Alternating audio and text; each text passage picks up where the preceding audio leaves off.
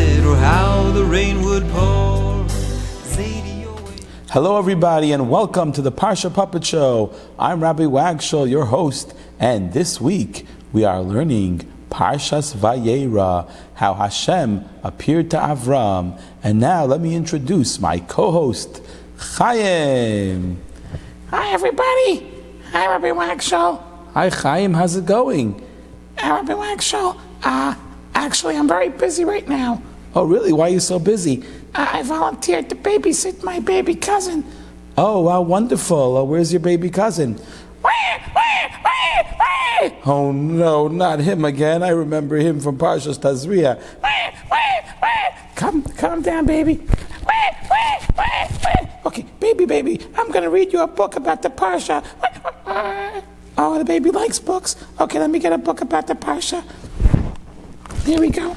Oh, Chaim, what a cool book. Please tell me the story of the Parsha. That's great. One of my favorite books. Mine too. Okay, baby, okay. So let's look at the pictures over here. See, here is Avram Avinu. Oh, Avram Avinu, yes. And when Avram was 99 years old, Hashem came to Avram and told him to have a bris milah. Oh, I remember that. That hurt. And when I was 8 days old. Yeah, tell me about it. I don't remember it now. Anyway, so, and then on the third day after the bris milah, Hashem appeared to Avram to help him feel better, because Avram was feeling in such pain from the bris milah that Hashem came to do the mitzvah of Bikur Chaylim, visiting the sick.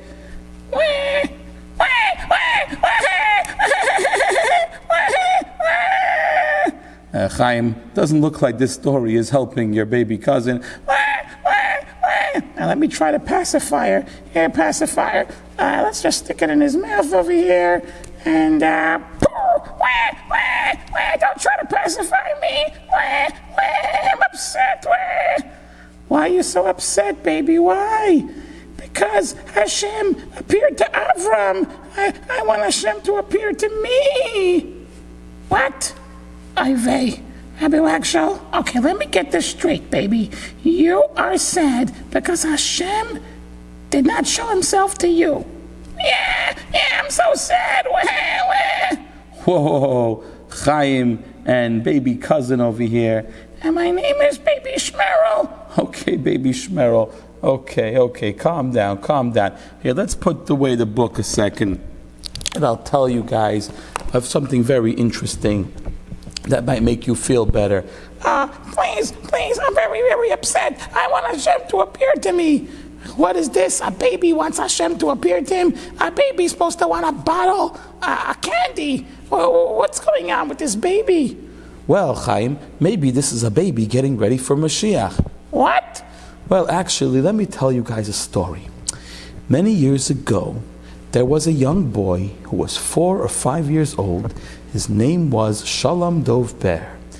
Many years later, Shalom Dov Ber would become the 5th Lubavitcher Rebbe. But as a 4 or 5-year-old boy, he one time went into his grandfather on his birthday to get a bracha. His birthday was around the time of this parsha in Cheshvan. And he was crying. Oh yeah, I know how to do that. Oh, please stop. Okay, I want to hear the story. And his grandfather said, why are you crying? And little Shalom Dov Ber, later to be the famous Rebbe Rashab, the 5th Lubavitcher Rebbe, told his grandfather, I'm crying because we learned in Cheder today that Hashem appeared to Avram. Vayera elav Hashem. Hashem appeared to him. Yeah, that's what we were just reading. That's this week's Parsha, Rabbi Wagshul. And I'm crying, said little Shalom Dov Ber, because the Hashem did not appear to me. What? That's exactly why I was crying. Yeah, that's why you reminded me of the story. So what did his grandfather answer him? Well, his grandfather answered him, my grandson, when a Yid who is 99 years old realizes that he has to have a bris milah, a circumcision, and he does it at 99 years old, he is worthy that Hashem should show himself to him. I don't understand. How did that make him feel better? Well, actually, the Lubavitcher Rebbe explains the story by explaining the following, that what could we learn from this story? We don't have a bris at 99 years old. So how could we feel comforted from this story? And how could the little Shalom Dov Ber, future Rebbe, how did he get comforted? Explains the Rebbe the following. What the grandfather of the boy was saying was that a Jew has to know that as great as you are, even if you're 99 years old and you've done great, great things, in order for Hashem to show himself to you, you have to know that you have to become better. You have to have a bris milah. You have to go to the next level. You're not there yet. And if you're willing to always live like that, to always try harder and go to a higher level, then you're worthy that Hashem should show himself to you. So the boy understood that he has to go and try harder and harder, and it's possible for Hashem to show himself to him if he will only try very, very hard. Wow. Oh, so maybe Hashem could show himself to me. Yeah, maybe if you stopped crying all the time and started behaving. Oh, okay, never mind. What a beautiful story. Yeah, I really liked it. Hi, Chani, where are you going? Oh, I'm going to visit my bubby. You're going to visit your bubby? That's wonderful. Yeah, it's a big mitzvah. I bet it is. The mitzvah of Bikor Chaylim, visiting the sick. Yeah, okay. I'm going to go to Bubby's house. Ay, Chanale, welcome. You came to visit your old puppy.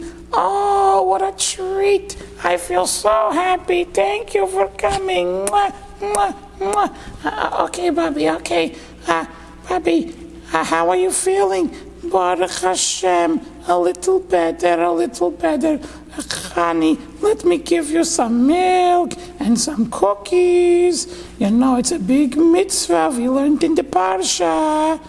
Oh yeah, the mitzvah of Bikar Chaylim, visiting the sick. We learned Hashem. I went to visit Avram Avinu on the third day after his bris milah.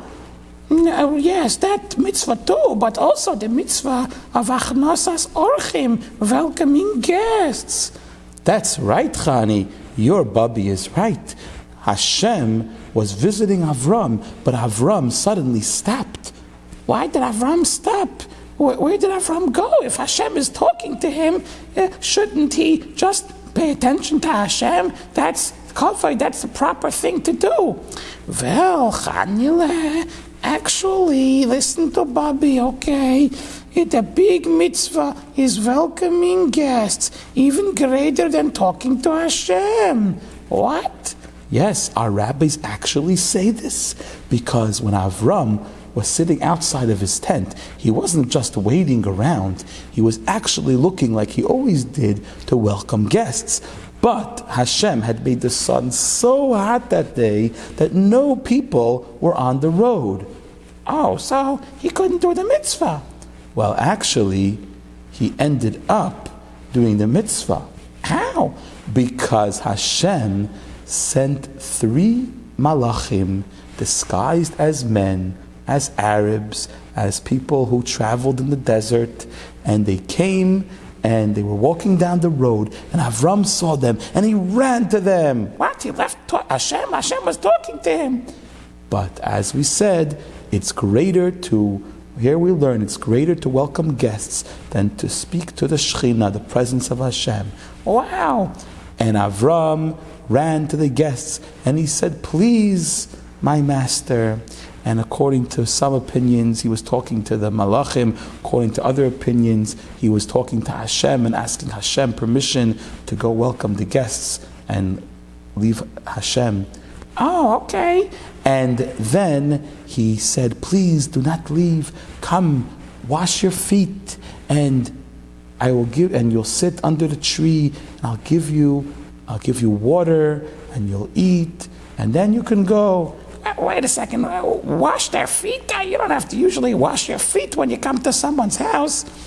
Well, Chanele, in those days, people appreciated what their Bobby always told them. You have to wash yourself very well behind your ears. Behind. Bobby. No, stop. Okay, Bobby. You guys are really funny, but actually, in those days, the people walked around barefoot or with sandals. But the thing is that their feet were very dirty from traveling in the desert. But also, our rabbis tell us that these particular types of Arabs that used to walk around in those days would bow down to the dust of the earth. And Avram did not want them to come in with their dusty feet that they had worshipped. And Avram told them that they should wash their feet because he did not want any avodah zarah, any idol worship in his house. Oh, wow. And then Avram Avinu right away ran quickly. He ran quickly? Wasn't he old? Didn't he just have a bris milah? Yes, he just had a bris milah, and maybe it was painful to run, but he ran quickly. Well, Hashem visited him, and Hashem made him feel better, don't forget. Bubby, you're right, that's true. Hashem had made Avram feel better, but still, he was old. Who are you calling old over here? Okay, Bubby, are you 99 years old yet? What do you mean? I'm 103. What? Bobby? Okay, fine. Anyway, so what happened next? First, Avram ran to Sarah's tent, and he said, Sarah, quickly make 3 sa'ah of fine flour, and make special cakes, make special types of bread for our guests. And then Avram ran to the cattle. The cattle? Why didn't he run to the refrigerator? You think they had refrigerators in those days? Oh, he ran to the cattle. He got 3 young, tender calves, and he gave them to the lad, the young boy, Yishmael. Our rabbis tell us, his son Yishmael, that he had from Hagar. And why did he do that? Because Avram Avinu wanted to teach his son Yishmael how to welcome guests, how to do the mitzvah. Oh, just like my parents always teach me how to do mitzvahs, right? That's right. Avram Avinu was the first one to teach us how to educate your children, how to get them involved in helping and doing mitzvahs. Oh, that's so wonderful. And then Avram Avinu right away got them some, while all that food was getting ready, Avram got some food that was quick to get ready. He took some cream, and he took some milk, and he went over to them by the tree. They stood under the tree, and Avram Avinu gave them food, and he stood over them, and they ate. Wait a minute, wasn't he making them some meat? Very good question. And I have another question. Weren't these malachim, these were angels? How do angels eat? Well, good question, my Chanel. I always said you are a very smart girl. But Bobby, seriously, what's going on here? One answer I heard when I was in Cheder was that the Malachim, they didn't really eat, they just pretended to eat so that Avram would be happy. But I don't understand. If they're pretending to eat, then why is it a mitzvah v'achnasas orchim? That is a very good question, Chani. Wow.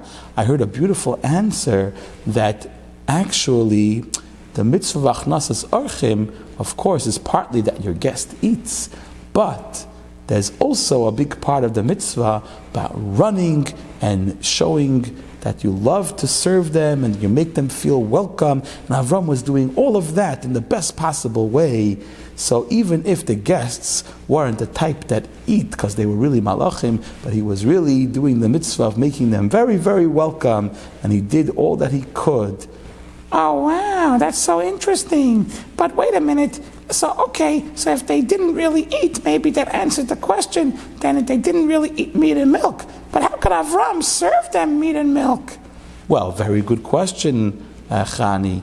The Torah wasn't given yet, don't forget. It wasn't a problem to eat meat and milk. That's one answer that could be given. The Torah wasn't given yet, of course. Other answers, though, are given, actually. One answer is that Rashi said he gave them each item as it was ready. So he gave them first the milk, and then it took a while to prepare the meat, and you're allowed to eat meat after milk if you only wait a little bit. So that's maybe what happened. Very good. Now, there's another answer that we could say is that Avram was standing over them and he didn't let them, he put the food down together, but he gave them a choice to eat meat or milk, and he was standing there to make sure that they didn't mix. And that's one way you're allowed to eat meat and milk at the same table, if you have some type of a reminder not to mix the foods. And Avram was the reminder. Oh, interesting. Like different placemats, if you have different placemats or something in between you. Oh, well, another answer could very well be that Avram Avinu did not actually give them both meat and milk at the same time. He prepared both so that they could have a choice, like a fancy restaurant. You decide what you want to order. Very interesting. So Avram really did the mitzvah of Achnasas Orchim, of welcoming the guests. And Hashem did the mitzvah of Bikur Choilim, of visiting the sick, just like my sweet, dear granddaughter. Okay, Bobby, okay, thank you. Papa, I feel better. I feel better already, just like Avram Avinu. Hi, Sarale. Wow, look at those beautiful dishes that you cleaned. Did you wash all of them? Yeah, it was so easy. It was nothing. I'm really good dishwasher.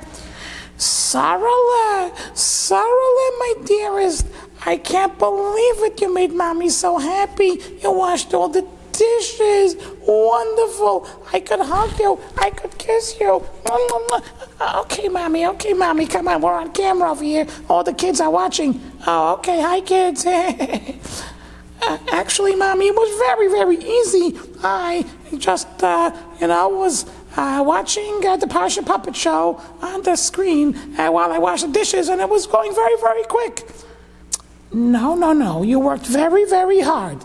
No, Mommy, actually, I don't want to contradict you. It's not covered, but it was really easy. Sarale, trust me, you want to say that you worked very hard. Okay, Mommy, it was very hardly easy. Well, Sarale, don't you understand that the harder it is, the greater the mitzvah? Really? Yes, we learned it from the Parsha. The Parsha? Sarale, I think I know what your mommy is talking about.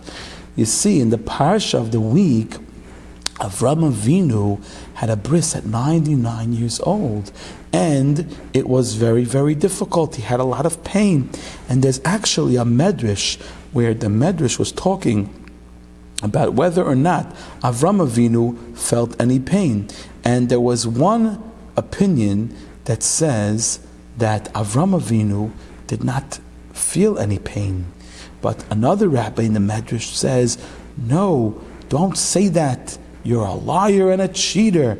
And it's a very strong words. Why does one rabbi argue so strongly against the other rabbi?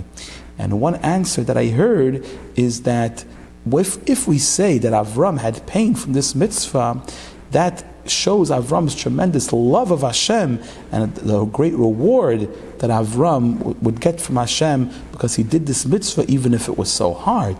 And therefore the other rabbi told his fellow, don't say Avram didn't have pain, because then you're like cheating Avram from his mitzvah, from his reward. Yeah, Sarah, so that's what I was telling you. You should say you really worked hard and you got such a reward for the mitzvah. Oh, okay. So what happened next in the Parsha? Well, the Malachim, the angels, came to tell Avram and Sarah special news. One Malach, of course, came to be the angel of healing to make Avram feel better. Malach Raphael, the Malach of healing. Another Malach came to give the good news. What was the good news? The good news was that next year, at this time, the Malach would come back and Sarah would have a baby boy at 90 years old. What? 90 years old having a baby? Yes, it was a great nace. And what time of year was it exactly? Actually, our rabbis tell us that it was Pesach. Yeah, Pesach. And when Sarah was making that bread for the Malachim, she was actually making matzahs. Wow, that's very interesting. And later on, the Malachim, after Avram finished feeding them, they said, "Where is your wife Sarah?" Avram said, "She's in the tent." And the Malachim asked for her, and they gave the news. And when Sarah heard this, she started laughing. She was laughing because she was so old, and she thought Avram was also too old. She said, how could I, after I'm all wrinkly, how could I become a young lady again and have a baby and feed a baby? And how could my old husband have a baby? Was she doubting Hashem? Well, actually, later on, Hashem told Avram, why is it that Sarah left? And Sarah said, no, I didn't laugh. I was afraid. And Hashem told her, no, you did laugh. And Hashem told Avram, is there anything impossible for Hashem? You will see that my words will come true. There's nothing impossible for Hashem. Everything Hashem says will happen. So did Sarah do an Vayera? It was really crazy. I mean, of course she laughed. No, Sarah was a tzaddikis. Of course she didn't do an Vayera, but it's very interesting that what would be no problem for us, a regular person, because for us, we are not in control of ourselves to such a great level like a tzaddikus like Sarah and Avram. So for us, that's no big deal. Laughing, hearing such news, that wouldn't be considered something. But for Sarah, she was on such a high level that Hashem expected even better from her. Tzaddikim are not judged by if they don't do an Vayera, but if they don't go to a higher level than they were already on. Oh, interesting.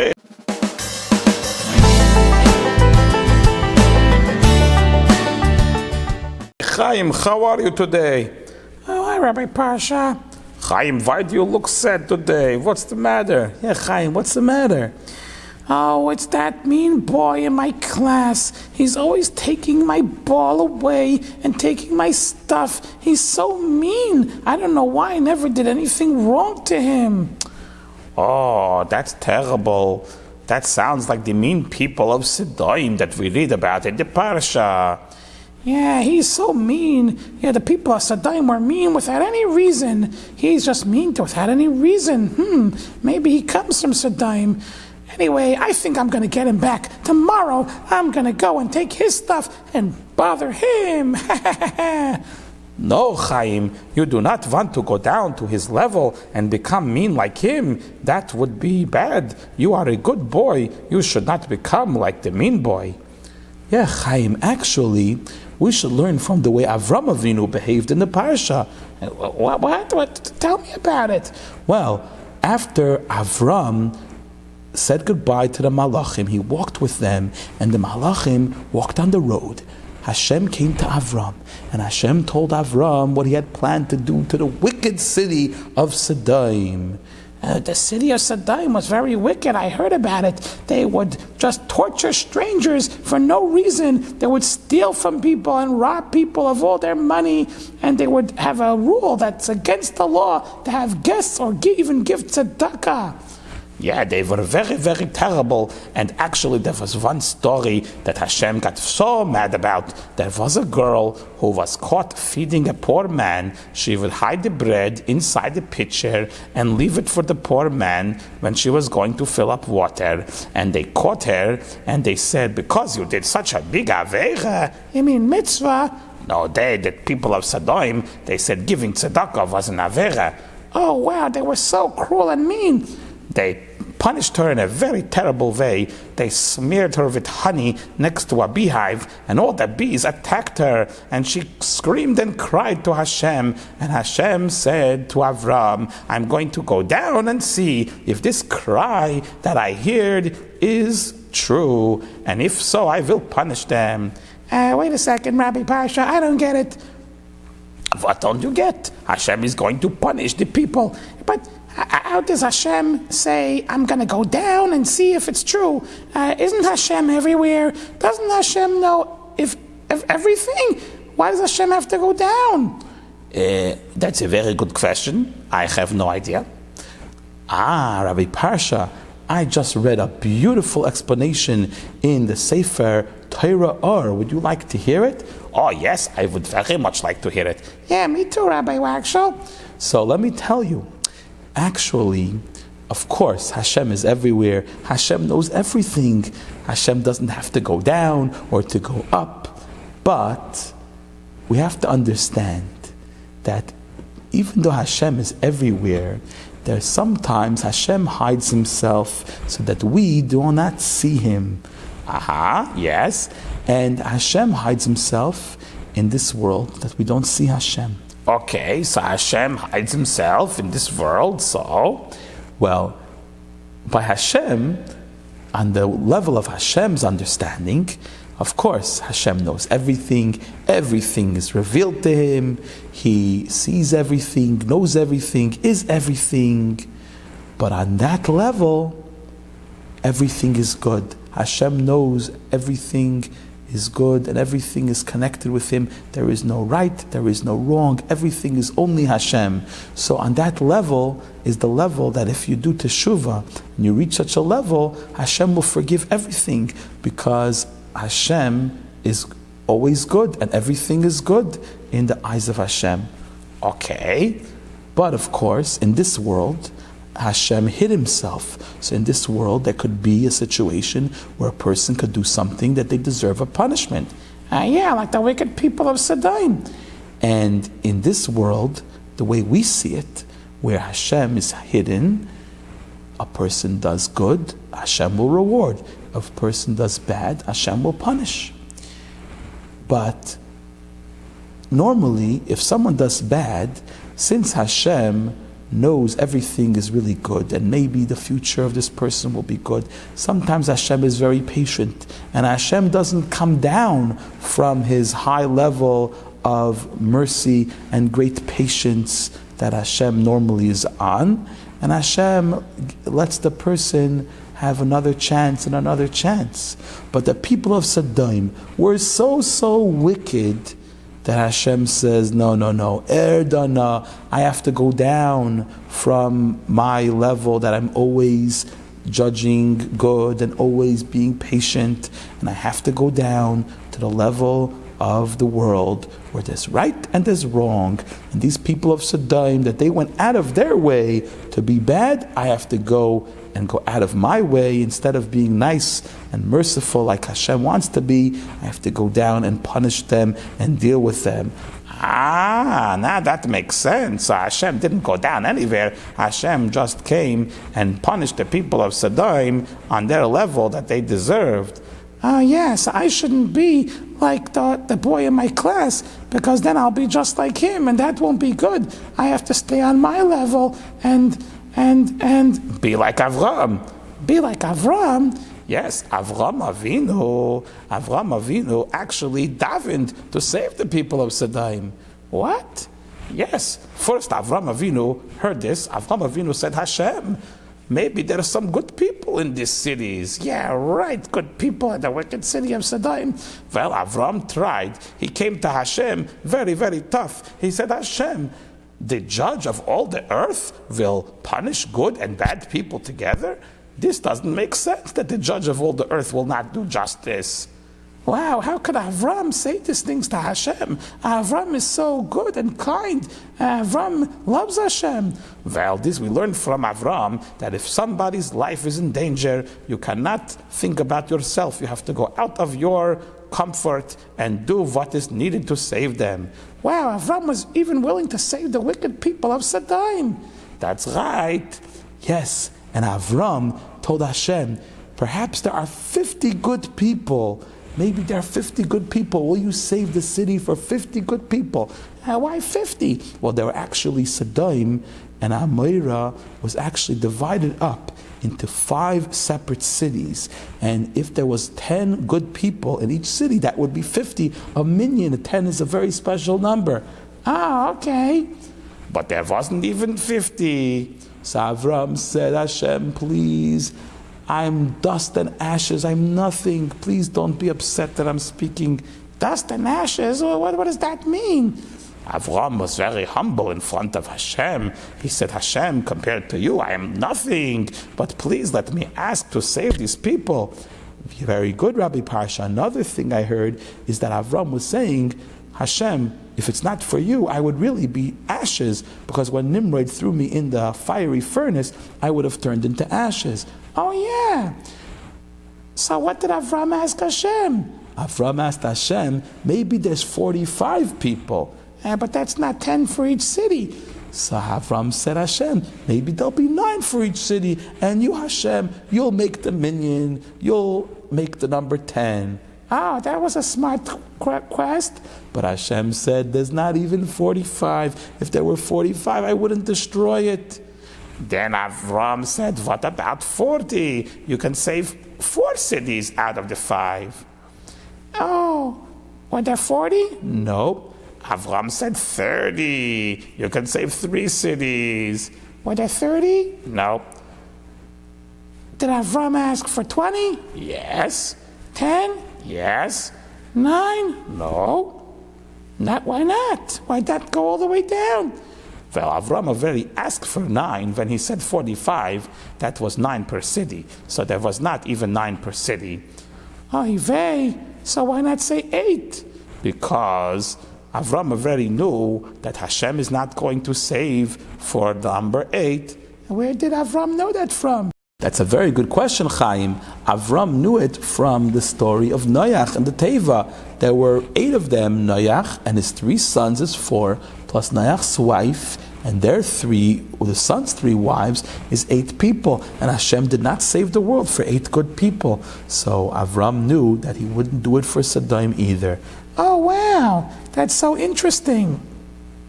And once Avram Avinu finished asking Hashem, Avram left, and the Malachim went on to Sodom. Oh, hello, Avram Avinu. No, actually, I'm Lot. Lot? But you look just like Avram Avinu. Yeah, Avram Avinu and I were relatives. Avram was my uncle, don't forget. Oh, wow, so Lot. Welcome, thank you for coming back to the Parsha Puppet Show. So what happened next? When the Malachim came to Sodom? Well, I was standing by the gate of the city. I had just been appointed a judge in the city on that day. It was a very happy day. And I saw that there was coming 2 Malachim. Wait a minute, I thought it was 3 Malachim. One of the Malachim already went home because he already did his job by Avram and Sarah. Okay. Anyway, I tried to convince them to come to my house. Come, please. They didn't want to listen to me. They gave me a very hard time. Wait, why did you want to invite guests? Didn't you know it's against the law in Sodom? I knew, but I learned from my uncle Avram that we have to always invite guests. It's very important. Wow, you are very, very commendable. That's having self-sacrifice to do a mitzvah. Yes, that's what I learned from my uncle Avram. So I convinced them to come to my house, and they came to my house, and I fed them. Unfortunately, my wife put up a big fight about it, and it wasn't so nice. So I sent her out to go get some salt for the guests, and she really messed up. She went to all the neighbors, and she told them, do you have some salt? And they said, what? You can't bottle things in Sodom, it's against the law. And she knew that. She just wanted to tell everybody about our guests so that people will come and hurt the guests. She said, I need some salt to give our guests that my husband brought. And all the people came to break down the door. I gefallen. I remember that story. And then you went outside. Yes, I went outside. I said, what do you want? They said, oh, we want to take them. We want to take these guests. And maybe we could marry them. Ha ha ha. Oy vey. These were real troublemakers. They try every nasty trick. So I said, if you want to marry somebody, I have some daughters that are not married yet. You can marry my daughters. Don't hurt my guests. I know you're really tricky. You don't want to make a chasna with them. You guys just want to hurt them and do the terrible sedaim torture to them. Oh, wow. So, did they listen to you? No, of course not. They told me, you are just coming from another place. You want to judge us? And they came to break the door down. But the malachim came out and they grabbed me inside. And they closed the door and they made a nace that all of the people became blind and they were stumbling around trying to find the door and they couldn't find the door.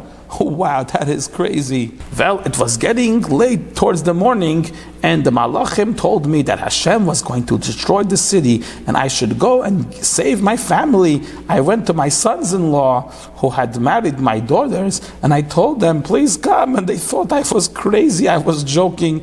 So I only managed to take with me my wife and 2 daughters that were not married yet. And we left the city.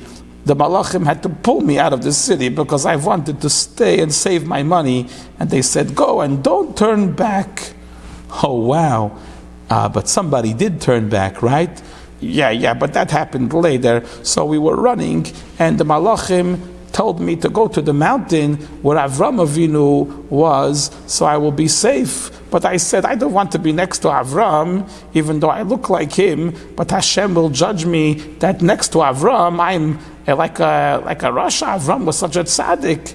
Oh, wow. So where did you go? I told the malachim, please let me go to a newer city, the smallest of the 5 cities, that was called Sayar, like a small city. It was not lived in as long as the other cities, so they didn't do such bad Vayras for so long. And I said, please, let me go there. And the Malach said, okay, I will do you this favor, but run, because as soon as you get there, I have to wait and punish the other cities. And that's what happened. Hashem made it rain and rained down the chemicals, sulfur, fire from the sky, and then made an earthquake and flipped over all the 4 cities. Oy vey. Well, I didn't want to stay in Sayar, and I ran away to the mountain into a cave. Oh my, that is very, very serious. And the next morning when Avram woke up, he saw the smoke rising from Sedaim, and Avram decided to leave that place of destruction and go find a safer place where he could again find guests. Yeah, it was not a very good time, but Baruch Hashem, my life was saved thanks to Avram Avinu. Come on, Chaim, you could do it. A little more push-ups. I can't do it anymore. A little bit more. Why are you making me work so hard? Yeah, what's going on over here? Oh, hello, Rabbi Wagshol. I'm the trainer over here in the gym, and I'm trying to help Chaim get into shape. So I'm getting him to work really, really hard. But why do you have to make me work so hard? Make it easier. Well, if you don't work hard, you'll never know how strong you really are inside. Chaim, that reminds me of the Parsha. Hi, Rabbi Wagshol, everything reminds you of the Parsha. When someone in the Parsha, I went to the gym to work out. Well, actually, Chaim, not exactly, but there's a very strange and sad story in the Parsha that actually is connected to sometimes people have to work very hard to see how strong they truly are.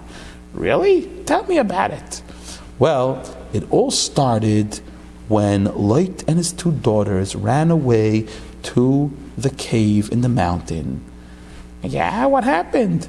Well, they ran to the cave and they thought that they were the only people left inside the world. Only people left inside the world? Like by the story of the Mabul. And they knew that, of course, it's a big Vayera to marry a close relative. You can't get married to your brother, to your sister, to your father, to your mother, or other close relatives. But they knew that in the beginning of the world, when there were very few people, that the children of Adam and Chava were allowed to marry their close relatives because there was nobody else. Okay. They thought that their father was the only man left in the world. Okay. And so they wanted to make a chasna and get married to him, but they knew that he would never agree to such a thing. So Hashem saw that they meant well, and Hashem planted wine in the cave. They gave Lot wine, and Lot became shikar, he became drunk, and Lot's daughter, oldest daughter, made a chasna and married her father, and Hashem blessed her for what she did, that he knew that she really wanted to save the world, and a child was born from her. Oh, wow. He named that child Moav, like Me'av, from my father. Oy vey, that's a terrible story. Yes, it's a terrible story. However, here's where we get to the interesting part. That child was the ancestor of Rus, who came from Moav. Oh, Rus, I know. Rus was the great-grandmother of David HaMelech, of King David. What? How could such a great woman, the great-grandmother of David HaMelech, the ancestor of Mashiach who comes from David, how could he come from such a terrible story? Yes, isn't that crazy? You know, sometimes Hashem wants to send a very holy neshama into the world. But Hashem made free choice, and there's other forces, the force of the Yetzer Hara, that is trying to stop the neshama from doing its mission, and the neshama gets a reward for beating the Yetzer Hara and being stronger than the Yetzer Hara. Oh, I get it. It's like exercising, that Hashem sometimes gives you a big challenge to see how strong you really are. Oh, so Hashem put this great neshama into this terrible story so that Rus would be stronger than all of this bad family that she came from and become a tzaddikus and join the Jewish people. Yes, something like that. We don't understand the ways of Hashem, Chaim. We don't understand Hashem's ways, but Hashem made that the ancestress of Mashiach was born in this very, very strange way. And of course, the younger sister also, she saw what her older sister did, and she also had a chasna. She gave her father wine later on, and she was also blessed with a baby, but she was not so unsneers to say that it was Moav, so she named him Amoin, like from my nation, from my people. Oh wow, what a sad story. Yes, it is, but it's in the Torah, and everything in the Torah comes to teach us a very special lesson, how to come closer to Hashem. Yeah, if we have challenges, we cannot run away. The challenges will make us stronger. That's right.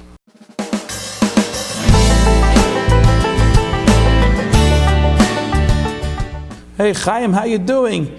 Oy vey, don't ask, I just had a really bad dream. A really bad dream? What was in your dream? I saw a giant Chumash test was coming to get me. A giant Chumash test? What are you saying, Chaim? I didn't study for the Chumash test, and the Chumash test was chasing me all around the class, saying, take me, and I didn't want to take the Chumash test. Chaim. You're funny. Chaim, you know that dreams are just the silly imaginations of things that you're thinking about during the day. Yeah, well, sometimes dreams are very serious, like in the Parsha. What? Did somebody dream about a Chumash test in the Parsha? No, but Avimelech had a dream that Hashem was going to kill him. Ah, that's right. The wicked Avimelech, Avram Avinu, ran away from the place of Sodom, and he came to a place called Gerar. And there, in the Plishtim, there was a king named Avimelech, and Avram and Sarah, once again, they knew the people were so wicked, so just like they did in Mitzrayim, they told everyone that Sarah was Avram's sister. Yeah, and Avimelech took Sarah to marry him, but Hashem punished his whole family and his whole house that they got sick with a terrible disease that they could not, all the parts, openings of their body became blocked. They couldn't even use the restroom. Oy vey, that was a very serious sickness. And that night, Avimelech had a dream. And Hashem came to him and told him, why did you do this thing? And Hashem was going to kill him. And Avimelech said, no, but Hashem, I was innocent. I didn't know. He told me he was his sister. And Hashem said, I know. I did not let you do anything wrong to Sarah. But right away, you have to go and ask forgiveness, because Avram is a Navi, and he will daven for you that you will be better. And that's exactly what happened. Avram Avinu davened for Avimelech. The next morning, Avimelech woke up, he told everyone his dream, and all of his servants were very scared for him. And Avimelech went and he called Avram. He said, why didn't you tell me? And Avram said, because I knew you guys don't fear Hashem, and you would have killed me. And Avimelech said, well, okay. And Avimelech gave Avram lots of sheep and servants, and let him live anywhere in the land, and told Sarah, I'm going to give your husband Avram 1,000 pieces of silver, so that everybody will know that that I did not do anything wrong to you. And Avram davened for them, and they were all healed. Wow!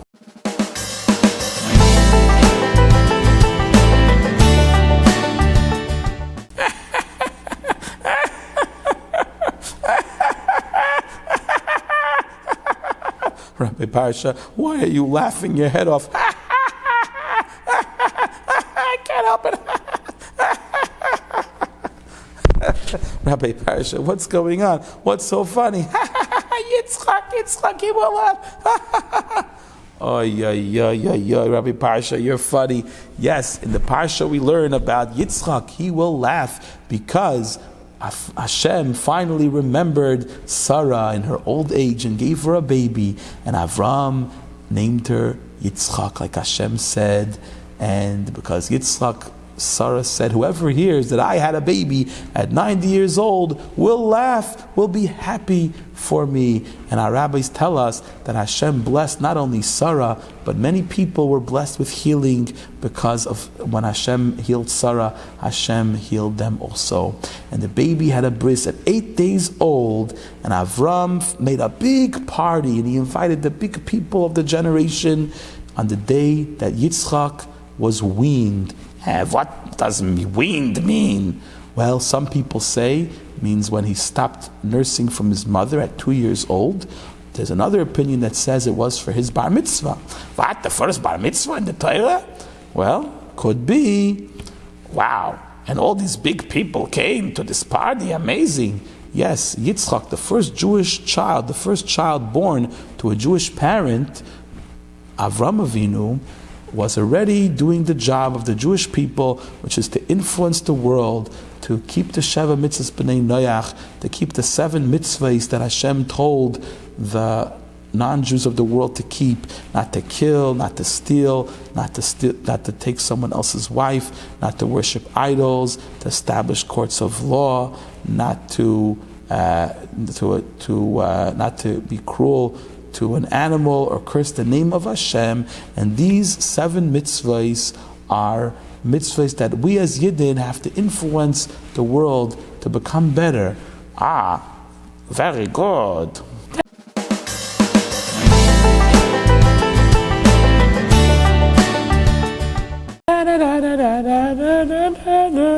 Hi, Chani.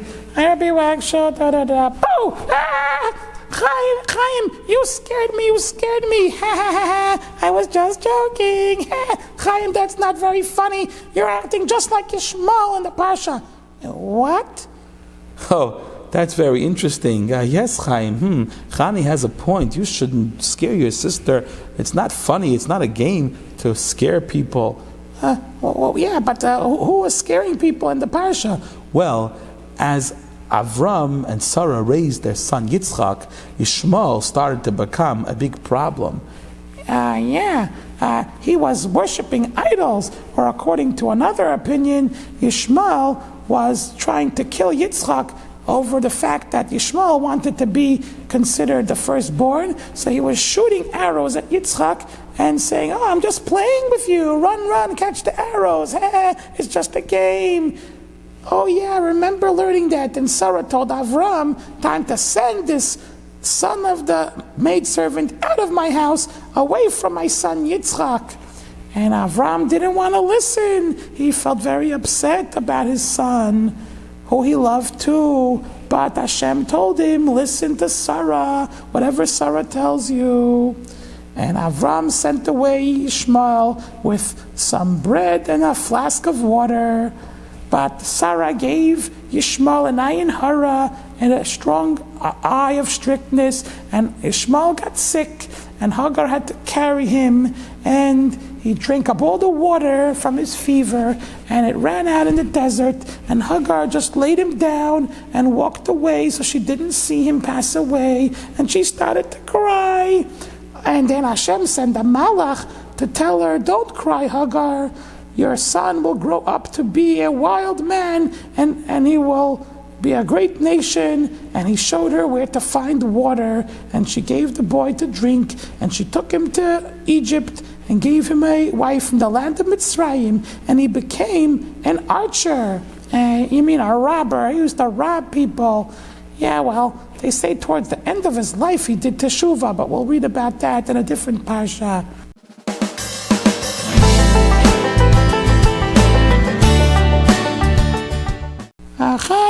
Chaim. Yes, Chani. Chaim, I want to give you a present. What's the present? I want to give you 7 sheep. 7 sheep? What? What kind of a present is that for your brother? Well, like it says in the Parsha, I want to give you 7 sheep, so you will promise that you're not going to touch my toys. They belong only to me. Chani, I grew out of touching your stuff without permission. I'm a big boy now. I'm honest. I keep the Torah, and I'm not going to touch your stuff. And where did you get the idea of giving me 7 sheep? Oh, Chaim, I think I know from the Parsha. Yeah, Rabbi Wagshel, tell him. Well, you see, in the Parsha, Avimelech, the king of the Plishtim, and his head of his army, Pichol, decided to come make a peace treaty with Avram, because they saw Hashem was with Avram in everything that he did. Oh. And he said, please swear to me that you will be good and not hurt me or my children or grandchildren. And Avram and Avimelech swore. And Avram said, Avimelech, how come your servants took my well that my servants dug? And Avimelech said, I didn't know about that. So Avram took 7 sheep and he gave it to Avimelech. And Avimelech said, what's that for? And Avram said, that's going to be a reminder that for you that my servants and I dug this well in this place. And they named the place Be'er Sheva, the well of the oath of the promise, because that is where they swore to each other to be friends and not hurt each other, and about the well. Oh, very interesting. So what happened next? Avram Avinu planted an eshel in Be'er Sheva. What's an eshel? Well, some opinions say it was an orchard to feed fruits to the guests that Avram had, and some opinions say that it was an inn to give them a place to sleep. Oh yeah, and that's where Avram used to cause everyone to call in the name of Hashem. Call in the name of Hashem? How did he do that? Well, he used to tell them, he used to give them yummy food, and after they ate the food, he would say, now let's thank Hashem. And if they didn't want to thank Hashem, then he would say, okay, you have to pay me for the food. So they said, okay, no, we'll thank Hashem. Well, don't worry, we'll thank Hashem. And that is how Avram caused everyone to know and to thank Hashem. That's right.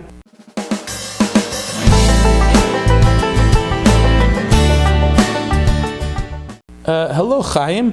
What's going on? Why do you have that bag around your neck? Where are you going, Chaim? Hi, Rabbi Wagshel. I'm just getting ready for my test. You're getting ready for a test? In the bag? What do you have, your books? Nope.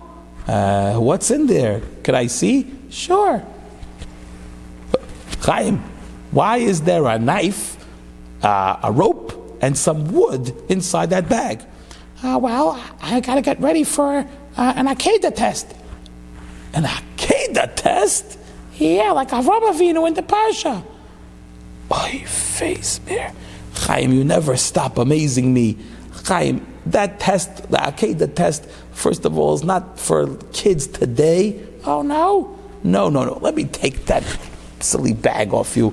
But it says in the Parsha that Hashem came to Avram and gave him a big test. He told him to take a knife and to take wood and to tie up his son. Ay. Chaim, let me explain. Avram Avinu was the first Yid. Yeah? And Hashem wanted to show the whole world that Avram is very, very special. And Hashem will tell Avram anything and Avram will do it. Avram will do anything for Hashem without any questions. Because Avram loves Hashem. He'll give his life up for Hashem. He'll give his most valuable thing up for Hashem. Even his son Yitzchak. What? Yes, Hashem of course did not really want that to happen. Hashem was testing Avram, so Hashem could tell everyone that Avram and his descendants, the Yidden that came after him, love Hashem so much that we'll give up everything, even our lives, for Hashem. Well, so what happened? So what happened was Hashem told Avram, and Avram said, Hineni, here I am, Hashem, I'm ready. Avram, take your son. I have two sons. The one who you love, I love both. Take Yitzchak. Yitzchak, okay. And bring him up to as a korban, as an offering to Hashem, which means that his life would be ended. Oy vey. What did Avram say? Did he argue? No, Avram heard a command from Hashem, even though it made absolutely no sense, because Hashem told him that Yitzchak is going to be the father of a great nation, and how could that happen if he dies?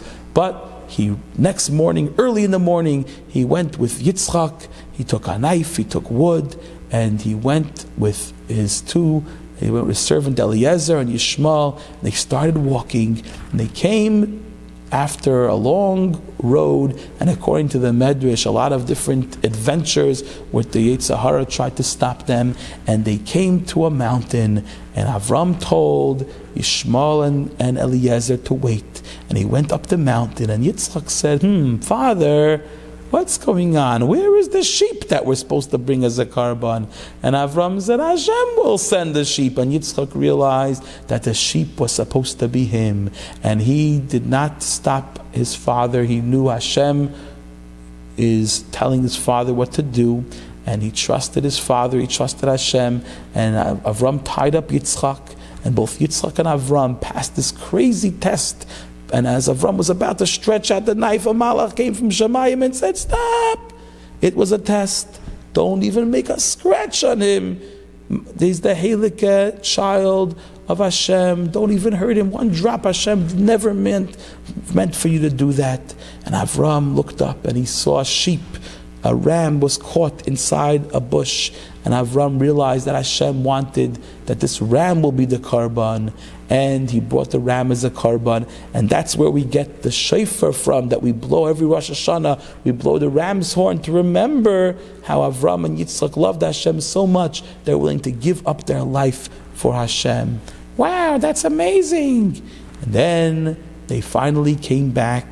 Unfortunately, they got some bad news, which we'll learn next week. But Avram, at the end of the Parsha, Torah says that Avram was informed that Milcah, who was Avram's niece also from Haran, the other daughter of Haran, Avram's brother that passed away, the father of Sarah, had children, and actually it seems like she had 12, sort of just like Avram's descendant Yaakov had 12 Shvatim. Milcah had 8 sons from his main wife and 4 sons from a Pilegesh, for a total of 12. And one of the children was named Macha, and that's how the parsha ends off. Interesting. So why do we have to know that at the end of this parsha? Well, we're going to see next week that Avram Avinu is going to realize that if his family has children, it's time to send Eliezer to get a wife for Yitzchak from his family. But we'll see that next week. And why does the Torah have to tell us Macha? Why do we need to know the name of every single one of their relatives? The Torah is not a history book. Well, I heard a great word about that. Do you want to hear it? Yeah, please.